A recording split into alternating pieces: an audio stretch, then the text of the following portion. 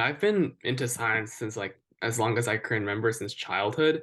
So my mom works in medicine, right? And so I remember like since like I was at a very young age, I've been asking her questions like, oh, how does how does like us breathing in oxygen contribute to like, like staying alive? Or how can we think, or how can we like think of moving and then our arm will like move, right?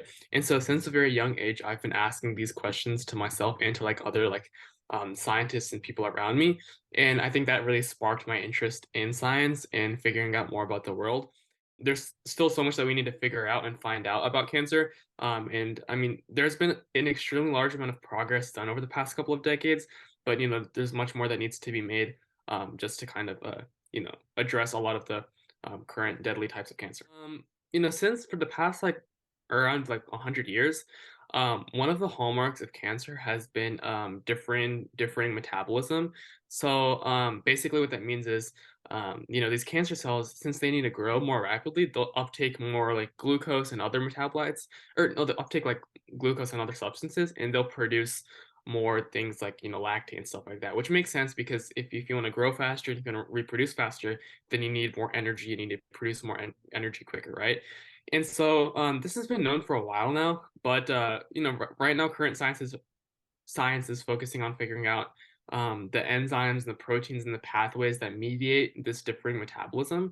And so my research focuses on a specific enzyme called PSA21 and how that affects metabolism within the mitochondria, right? So my research question is, how does PSAT1 expression, so PSAT1 is the enzyme, how does the expression of that enzyme affect the mitochondrial function of lung cancer cells? And so what I found was that this enzyme actually increases oxygen consumption.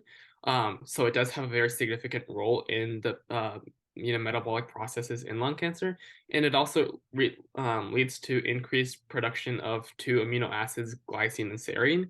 And so this is really important just because if we can figure out what causes those cancer cells to follow the certain metabolic pathways that they do, essentially blocking off some of those very critical enzymes and pathways can suffocate a cancer cell. I used several different tests to analyze, these cancer cells with PSAT1 and without PSAT1 and see how that affected, the oxygen consumption and the mitochondrial function of these lung cancer cells, so how this would affect a cancer cell. And so I used like several different like tests. The first major test is called mass spectrometry, and it's pretty typical. It's basically just tracking how carbon moves throughout a cancer cell in the mitochondria, and that allowed me to understand the production of the different amino acids. And then I use what's called a seahorse mitochondrial stress test, and basically it's this big machine, right? And what it does is you insert the different samples, and it has four sensors, and these four sensors come down, and they analyze the oxygen consumption in cancer cells. They're like oxygen sensors, right?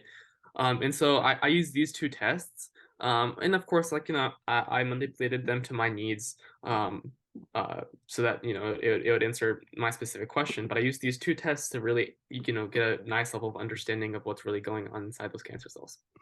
So I did this research at the James Brown Cancer Center CTR building, and so um, the specific professor that I did research under, his lab really focused on metabolism in cancer cells and those different pathways. And so, like for the past years, he has been trying to answer these questions on different metabolic pathways in cancer cells, and what are some of the really vital components of that, right?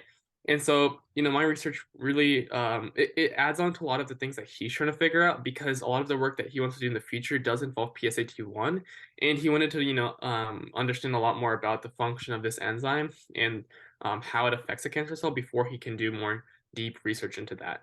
In addition, as I said earlier, really understanding what affects the metabolism of cancer cells is really important nowadays, just because when it comes to translating that to, therapeutic benefit for patients, you want to understand the cause of why cancer cells do what they do. Um, the reason why this is really important to me is because a lot of these like natural science conferences, not only is it important that like people are getting like recognized for their work, but it allows me to interact with like other like young scientists and even like experienced scientists and like like people in the field that have like done several important projects in the past. And I can really go and interact with all of them and see all the ideas that are going on in the world, the topics that are being researched. And I think this is really important for a lot of scientists throughout not only like America, but like throughout the world, just because oftentimes our scope is limited to where we live or the school we go to, or the city that we reside in.